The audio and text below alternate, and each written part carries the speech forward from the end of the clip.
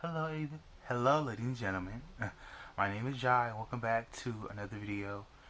We are now tuning in to Wansee's Entertainment 9 Horror Stories Animated Compilation of July 2019. Click that like button and share, comment, subscribe, all the great stuff, and sit back, relax, grab your snacks, and cuddle up, because it's going to be a good one. My uncle saw my family's doppelganger. I'm 21 years old now. This happened to my uncle when I was around 9 years old. My uncle was living in our house and was staying at our vacant guest room up on the second floor. He's my dad's cousin, so he was really close to our family. My uncle was a morning person. He would always get up at around 4 a.m., drink coffee, and run morning errands around the house.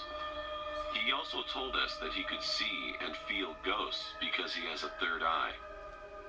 And to give you a little background on our house, it was the very first house that was built on our street. We could sometimes feel something moving around our house, especially at night, but we never really paid attention to it. One morning, my uncle woke up at his usual time, around 4 a.m. He left his room, which was right beside the staircase, saw my older sister, who was 17 years old at that time, going up the stairs with a cup of coffee in her hand. The weird thing was, he said that my sister was looking down and not showing her face the whole time. He greeted her with, "Good morning, and why are you up so early?" Not her. He said my sister just kept walking up while looking down and ignoring him. My uncle felt awkward as my sister just walked past him. He ignored it, thinking my sister was in a really bad mood. He thought she probably stayed up late studying or something. My uncle went down to grab a cup of coffee when he saw my mother in the living room, ironing some clothes. My uncle was confused about why my mother was up at 4 a.m. and ironing clothes. He tried to talk to her and asked the same thing he asked my sister. "Why are you up so early?" He noticed that my mother was wearing the same clothes from the night before she went to bed, so he knew it was her. To his surprise, my mother ignored him. My mother never ignored anyone, which is why he found it strange. My mother was just looking down as she kept ironing. That's when my uncle knew something was off. He knew something was very wrong here. He rushed back upstairs to his room, locked the door, turned off the lights, and tried to go back to sleep.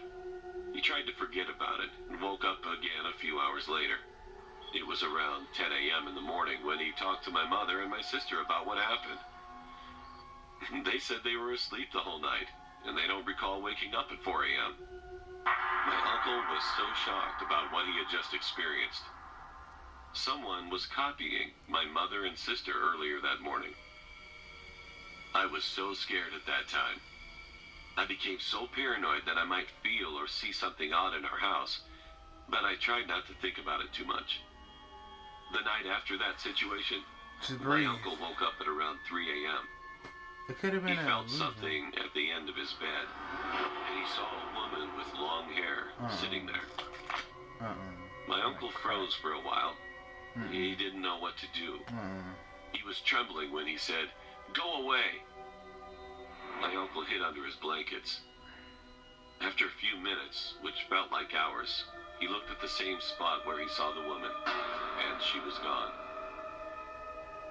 My uncle slept with the lights on that night. After that experience, he thankfully didn't experience anything like it ever again.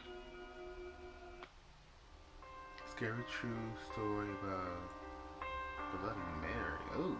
One day, I was on my way back from a school party.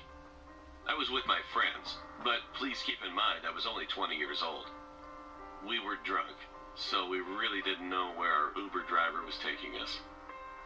He took us through this road called Sonol in California, and everyone in the car knew this road had a very upsetting story behind it. What? We didn't care, since we were all drunk, and it was 3 a.m. We just wanted to go home. At what seemed like the end of the ride, the driver stopped at the side of the road and let in this girl. She sat in the back seat of the car. She claimed her name was Mary.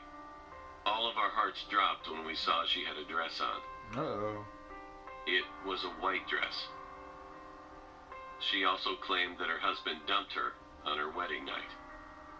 She said she was trying to find a ride for 3 hours, but she couldn't since it was too dark outside. So you When called I an got Uber? a good look at her, You didn't have no family I members was at your wedding? shaking because she was tearing up blood. I whispered to my good friend Dominic. I told him about the Bloody Mary story. I told him that it took place on this very road and that the girl might be a ghost.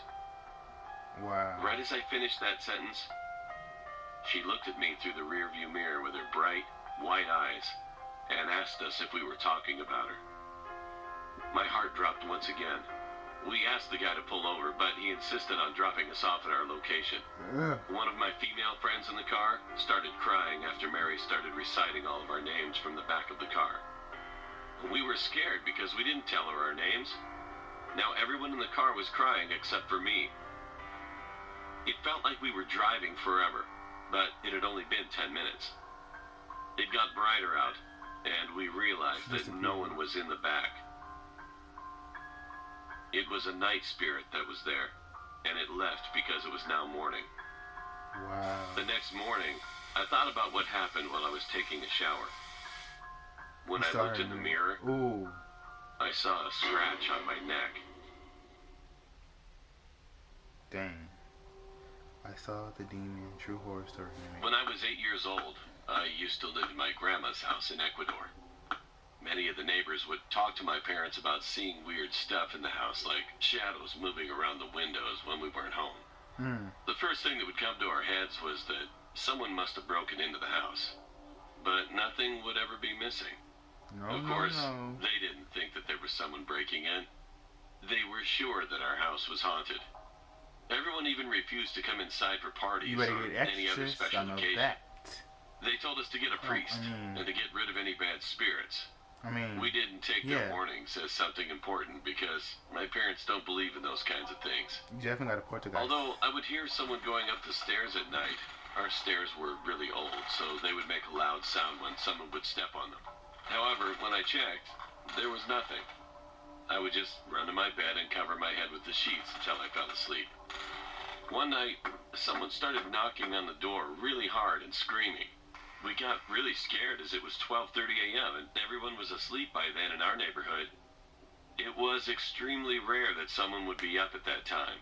My dad took his shotgun and told my mom and me to stay in my room and not move. He looked scared too. I was scared for my dad's safety, but I felt relieved when my dad said my neighbor's name. He informed us that a water pipe had broken in our backyard and the water was spraying his house and broke one of his windows. Oh, wow. He was nice about the situation, and he even said he'd help us fix the pipe. My dad got the shovels, as the pipes were underground, and we had to dig to see what was wrong and how we could fix it. As we started digging, they realized that they needed other materials, and they went to get it, leaving me alone in the backyard. There was barely any light back there. The only source of light we had was the moon, and one light post a block away from my house. Okay. I was pissed off. I mean, how could they leave an 8-year-old boy there by himself in the dark? How could they? But I didn't say anything about it. About 10 minutes had gone by since they left, and I was wondering what was taking them so long. They were only getting some materials after all. But as I was going to go back inside, I saw something moving really fast at the corner of my eye. I froze. I wanted to run, but I couldn't. I wanted to scream, but I couldn't. What the heck? All I could do was move my eyes. I started to freak out, looking around to see what the hell was running around me. I didn't see anything. What is It that? was as Demon if there was acrobat? nothing there at all. But then I looked to my right, and I saw something that haunts me to this very day. It was a demon, in my opinion. It was so tall, around 7 or 8 feet tall. It had long, skinny legs with a really buff body. It also had very long spiral skinny horns, legs with a buff body. and his eyes shined in the dark. I still couldn't move. The thing ran by me, looked at me, but it didn't do anything to me. It just looked at me. It could have been a goat or a sheep. I've never seen one so big or one that walks on 2 legs like a human. It ran, and I hid behind a big tree by my neighbor's house. Finally, I could move. I yelled at the top of my lungs while crying hysterically. My dad came running with his shotgun in hand and asked me what was wrong. I explained what I saw to him, but he didn't believe me, nor did my mom. But someone did. My neighbor told me that he thought nothing happened to me because I'm a kid. As time passed, I slowly got over it. I moved from that house and moved to New York. My grandparents sold the house, and I left that experience in the past. However, that's not where this story ends. Are you serious? In my sophomore year in high school, I had a followed nightmare. The thing that I saw that night was in it this time. I could only see its head as it was hiding behind the big tree. He said 3 words that'll haunt me until my time comes. What? It said, "You can't hide." I woke up from my nightmare and headed to school. While in school, at around 12:30 p.m., there was an announcement. A classmate of mine had been killed in front of my school by a car without brakes. Oh, wow. I turned pale as I thought my nightmare may have something to do with the incident. I was scared and even went home early.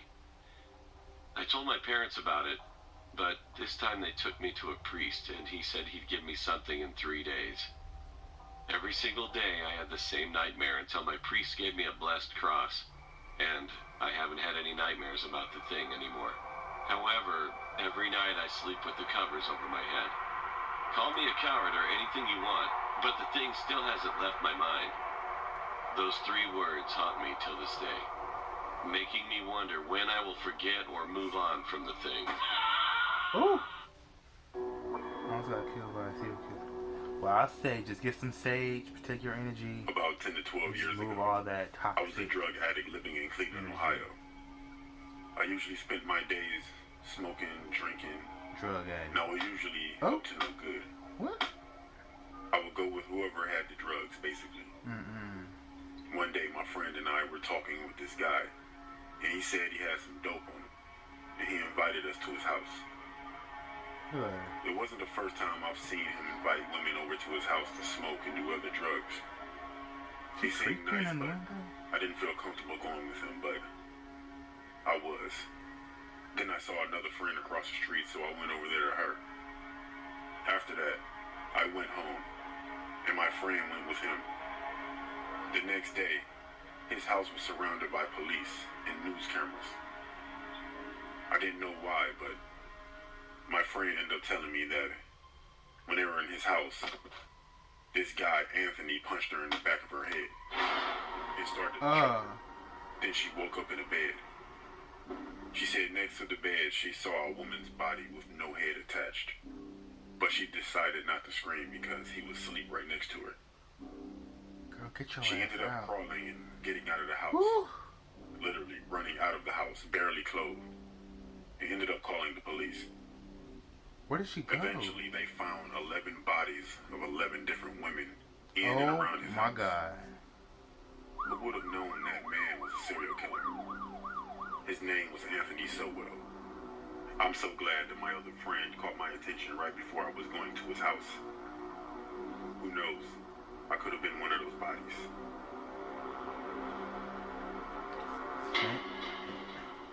Thank God that. Ooh. Damn. A few years back, I rented an apartment from a friend of Show mine. all the love to your friend. He had recently bought it and had it completely renovated. He put it up for sale but couldn't find a buyer, so I offered to rent it in the meantime. After moving in, I realized there was something wrong with the lady next door.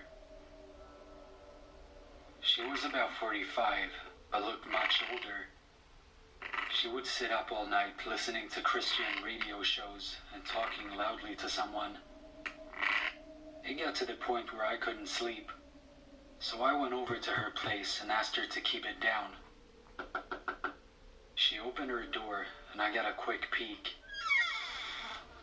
Her walls all had crosses painted on them in different colors, and words like Jesus and angels scribbled everywhere.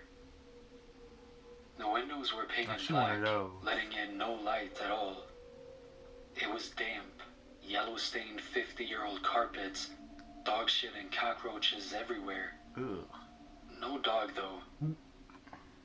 I asked her to please keep it down. She just looked at me and shut the She door. looks like Jesus. And she turned up the radio even louder. The next day, I had my girlfriend staying over. I wake up in the middle of the night and see a shadow of a person next to the bed looking at us sleeping. I think I'm hallucinating, as I usually do in the dark when I'm sleepy. Did she come in the house But with then that the shadow drill? starts talking. It's my neighbor, and she's holding something in her hand. She broke in during the night, and who knows how long she stood there. Lady crazy. She says and walks out.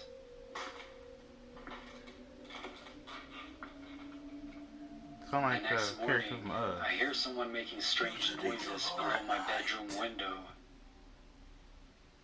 It's my neighbor, talking to herself in tongue. She has a plastic bag in her hand, with her rotting, dead dog inside. It's hot as hell outside, and I can smell death from the bag. At this point, I'm scared shitless. She's obviously very insane. I go upstairs and knock on another person's door and ask what the hell is going on. The guy is as scared as me. Apparently she broke into his apartment one evening as well, while he was watching TV with his kids. What the? He got up from the couch to get a snack, only to find her behind the couch staring at him, holding a power drill. What? At this stage, I'm basically shitting myself. I call the cops, and they know all about her. Apparently, she's a violent schizophrenic, and she hasn't taken her meds. But they can't force her or enter her apartment without permission, because she owns it. The only thing they can do is get her when she goes outside. I sit up for the next 2 days. I bet you if it was a black man, they have no problem coming in. When I hear her leave at 2 a.m. to go across the road to the 7-Eleven, I call the cops. They have 3 cars and a special van over in less than 2 minutes. They restrain her and throw her in the van and drive off to some institution. And in less than a minute, it's like she was never there. I never see her again, but I still have nightmares about her looking at me in my sleep.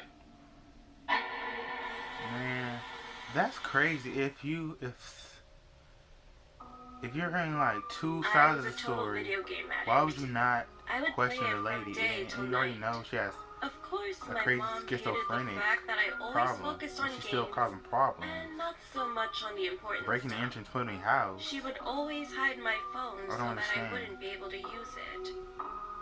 Every time she confiscated my phone, I was swallowed by boredom. I didn't have anything to do when I couldn't play. Sometimes, if I had free time, I would try to find the spot where my mom hid my phone. But I always failed.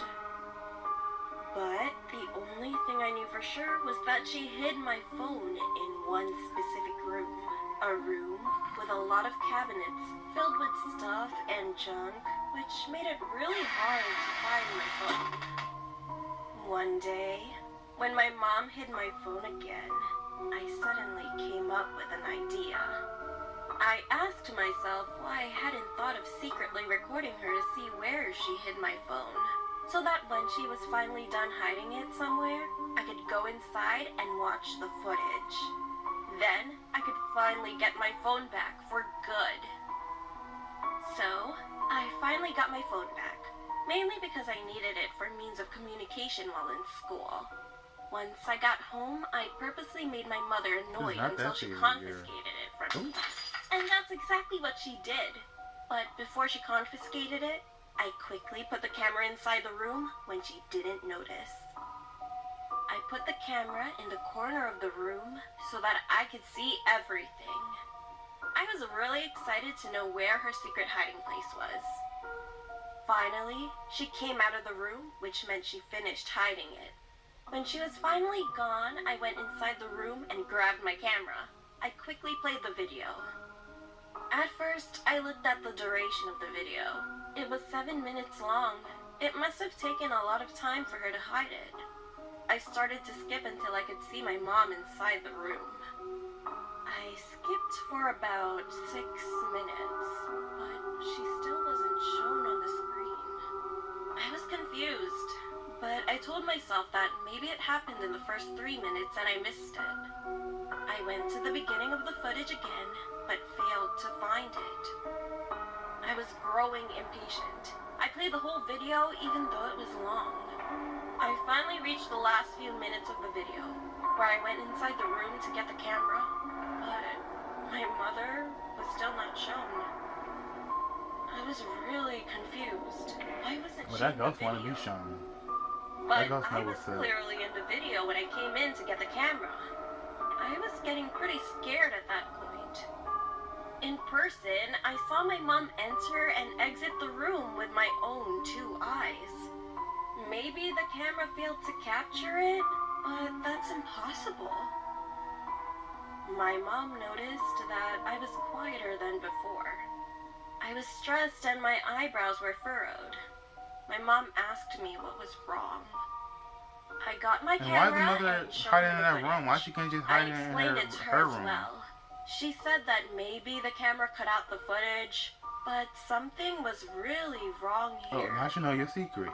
I asked her if she did in fact enter the room, and of course she answered yes. I felt goosebumps all over my skin, and I was still confused. This might not be the best scary story I have, but it is still running through my mind. What happened? Why is my mom not in the footage? The thing is that in the video, the door opened. But my mom wasn't in the footage. That's the scariest part. Oh, you saw her go in a room, but she wasn't, as it recorded, she wasn't in the film. When But she was I was in a around room. 14 years old, I always Oh, went I on don't the know. internet, and I had this app called Discord. After a while of having Discord, I thought met she a was just boy paranoid of named her Luke. ghost, but We started talking for a apparently while, and one day he asked me what I looked her like. mom was in the footage. Without as she entered thinking, the door. I sent him a picture of me. He told me that I was beautiful and that he loved my long dark hair and how I did my eyeliner. I just said thanks, thinking nothing of it. Around a week later, he told me that he loved me, and I felt the same way about him. We had so much in common. Luke was very good looking too. He had a different style from normal people. He wore a mask and always wore the color black. A while later, I realized it started becoming too much for me. He would always ask me personal questions like where I lived, and I told him I lived in California. He also lived in California and said he wanted to run away and meet me. He said that our relationship was going to get real. We kept talking every day, and he got so overprotective and would text me every few minutes.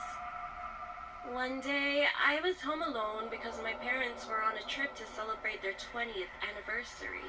I Girl, didn't please don't mind invite until it him. became nighttime. It was so dark outside, and it gave me the chills. I decided to close all the windows and make sure that the doors were locked. I Okay. sat in my living room and watched some TV. After around 20 minutes, I heard a knocking sound coming from the window behind me. I realized I didn't pull the blinds over it and that some kids were probably playing tricks on me. I got up and went to She the tried to window. track you. As I got closer, my heart kept beating faster and faster. I looked out the window and no one was there. So I just closed it with the blinds and sat back down. After that, I got a message from Luke. He said, "Let's meet up now." I told him I was busy and that I couldn't, No, but you're he not. said I that I see you. wasn't, Watch. and that he could see me. I felt so afraid and told him to stop scaring me because I was home alone, which I really shouldn't have told him. I asked him how he knew where I lived, and he told me that he looked on Snapchat and found my exact location so he could meet up with me whenever he wanted. I was so afraid. I heard a knock on the door, and a teen boy's voice tell me to open the door. It sounded so attractive, and I knew that it had to be Luke. I stayed still and didn't know what to do. I was home alone, and no one could defend me when I'm alone. I texted him and told him to leave me alone now. Luke knocked again and said he wasn't going to leave. I finally got up and opened the door. There he was, standing there, ever so tall. He smiled and bit his lip and invited himself in. I told him several times to leave, but he didn't listen. Then he went quiet, and I tapped his back. He ripped his mask off to reveal all the scars he had around his lips. I froze in shock and told him to please leave, now. I was so angry, I didn't even care. Then he smiled creepily and ran downstairs to the kitchen, and I ran after him. He was holding a knife and then ran after me. I ran outside, hid in the bushes, and called 911 as fast as I could. The police arrived quickly. They found him. But what was even more creepy was that he smirked at me when they took him into their car. I called my parents shortly after and told them everything, and they came home. I never want to stay home alone again. It creeps me out. I deleted Discord and blocked him before I did. Why would you open the door in the first place? Why didn't you call the police? And I will never forget the creepy smirk he gave me. My ex-colleague tried to kill me. Back when I was 21 years old, I was a strategic firearms commander. This meant that I led a team into dangerous situations that oftentimes involves hostages or civilians who carried guns or other deadly weapons. I had a second-in-command firearms commander working beside me. His name was Callum, and he was my best friend. We always hung out outside of work, and while on duty, he would always joke around and make us crack a smile, even when we were dealing with pretty distressful stuff. We once had a case where a man had possession of a firearm, and we were assigned to take care of it. Callum seemed particularly eager and jumped out of the van before it even came to a full stop. When the rest of the team reached the scene, the man was already shot. Callum still had the gun in his hand. Soon after, I asked Callum why he was so eager to do it. And then he said he had no specific reason. He was just excited. I believed him because he was my best friend. Later on, when I was looking at the man who was shot, I looked him up on social media and realized that he and Callum added each other on Facebook. Upon further investigation, I realized that there were thousands of messages sent between the two where Callum revealed sensitive information about several operations. I knew that he killed this man on purpose, but I had no way of proving it. He was taken to court and was sentenced to 3 years in jail for perverting the court of justice. I testified against him and was no longer his friend. When I was 24 years old, I was still on the firearms team. All that happened was behind me, and I was happy with my life. One night I went home really late after work. As I walked to my apartment, I realized that it was trashed. I called the police and they reported it, but there was not much they could do because I didn't have a CCTV. As I got into bed, what that mean? I saw that there was a note on my bedside table. All it said was, "Remember me?" Under your bed. I instantly recognized Callum's handwriting. And now that he was out of prison, I thought that he would move on with his life. I was so wrong. This was his revenge. The next day, I went to the underground parking lot and I saw that my windscreen was smashed. It was clear that he wasn't over me testifying against him. Soon after, I also saw him near my apartment. I ran after him, but he ignored me and ran away. I tried calling his old number, but it was no longer in service. Then an envelope was sent through my door, and it contained hundreds of photos of me at work, home, and even out with my girlfriend at clubs and restaurants. Oh, he's stalking you. These were all taken very recently. Stalking attempted The last murder. one, though, was a picture of Callum and I from years ago, and on the other side, written with a big red marker, were the words, "You're dead." I reported this as stalking and hoped he would end up back in prison. The police had gone to his listed address, but there was no one there. In fact, all of his bags were packed. I knew he was still in the area somewhere, though. Oh, soon One he's day I doing was your by job, myself soon he's in an doing his unmarked job. car, and I saw this Eliminated Toyota you, he Yaris, gone. and it was driving close Off the behind me. country. It was my gut instinct to get the plate number checked, and I was going to. But then I got a Priority 1 announcement on the radio saying there was a crazy man on a bus who had a knife and stabbed someone. Oh. I turned on my sirens and blue lights and headed to the accident. As I got on the bus, he was already arrested, and the ambulance was already there as well. As I was about to leave the bus, I heard a loud bang, and a man on the bus fell down. He was shot through the window by a man who was wearing a black hoodie. He immediately ran.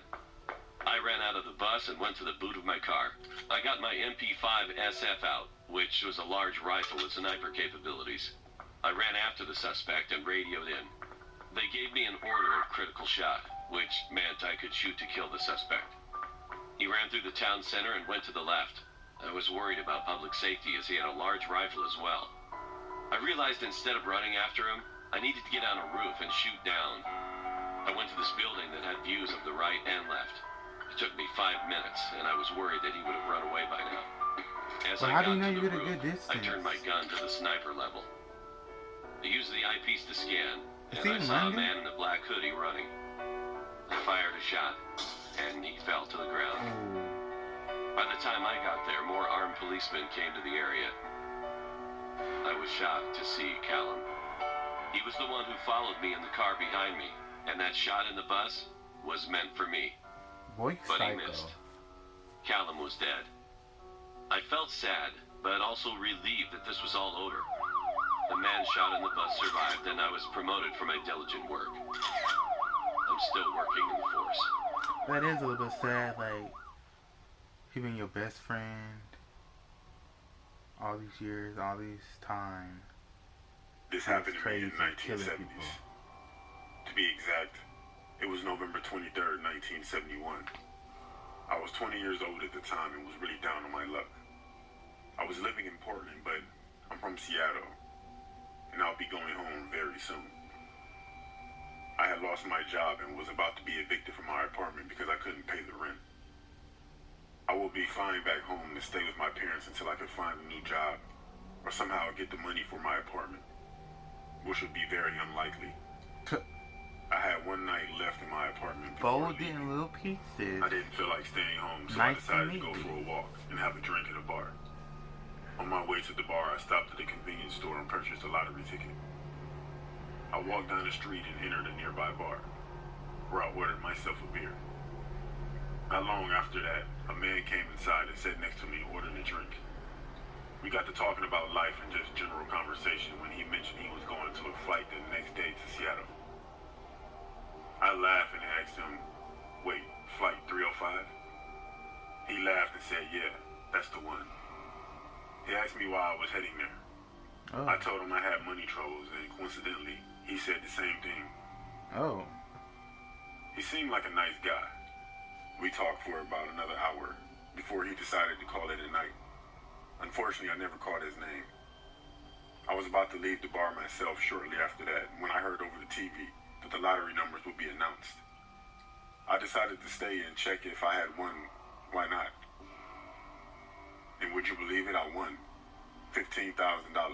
Wow. Of course, I was beyond belief with shock. And of course, I wanted need to go back home because I had money now. The next day, I saw something on the news that a flight had been hijacked and the plane was being held at ransom. What It was happened? the same flight I was going to be on.